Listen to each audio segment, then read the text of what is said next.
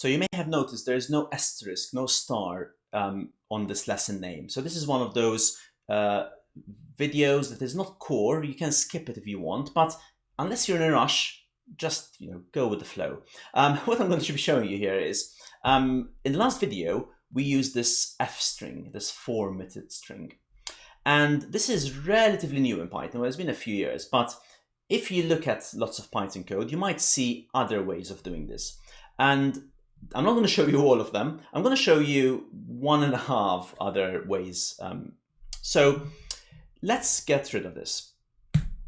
And at the moment, you may have noticed there that the moment I've removed the F, this became green. Why? Because now the curly brackets, the braces player name, are part of the string. So if I had to run this now and just put Steve in there, it's going to put curly braces string. This is a normal string. Now, if I didn't want to use F strings, I could do the following. I could say hi space and then close the string. You can see that now the rest is an error because Python is thinking, I don't know what any of that is. But then I'm going to put a plus and I'm going to put another string there. This is not quite right. But what I've done there is I've taken one string. You can see open quotation marks, hi space, close quotation marks.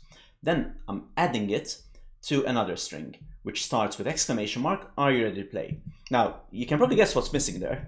The name is missing. This says, hi, are you ready to play? But I can then say player name plus. So what am I doing here? I'm taking 3 strings. The first one I'm writing directly, speech marks hi. The second one is player name. Player name is the string of characters that came back from input. And then I'm adding a third string, which I'm writing directly on this line. So when I write it now, especially if I put my fingers in the right place on my keyboard, I'll be able to write Stephen properly. Hi, Stephen, are you ready to play? This is the old-fashioned way. This is sort of the most basic way of concatenating strings, attaching strings together. But in reality, you sort of don't want to use this. F strings make life much easier. Notice here you have to open quotation marks, write something, close quotation marks, put a plus, and we'll see that in some instances this is even more complex because we have to do a bit more work. So formatted strings make your life much easier. So I would advise you not to use that at all. Incidentally, when I put a hash symbol in front of a line, this is telling Python to ignore this line. So when I run this code, this line is going to be ignored. It's what we call a comment. We'll see them again later on. Now, there is an in-between option. So let me say hi, curly brackets, colon, or not colon, rather exclamation mark, are you ready to play? Now, this is a normal string. There's no F at all. If I type this, you can probably guess what's going to happen.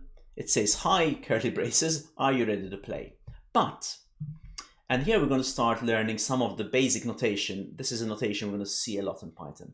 After this particular bit of information, this string, I'm going to put a dot. And I'm going to use a command called format. And format this is a slightly older version of F strings. What we're saying here is, wherever you find curly braces, I want you to replace them with player name. And if I run this now, you'll see that this does, if I type my name correctly, this does a similar thing to what the F strings did. Now, I'm showing you this because if you're looking at code which is a few years old, you're likely to see the dot format.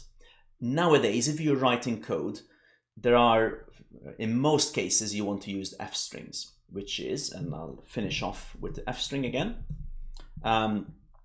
F quotation marks. That's what makes the string a different string. And now we can say, hi, curly braces, player name, are you ready to play?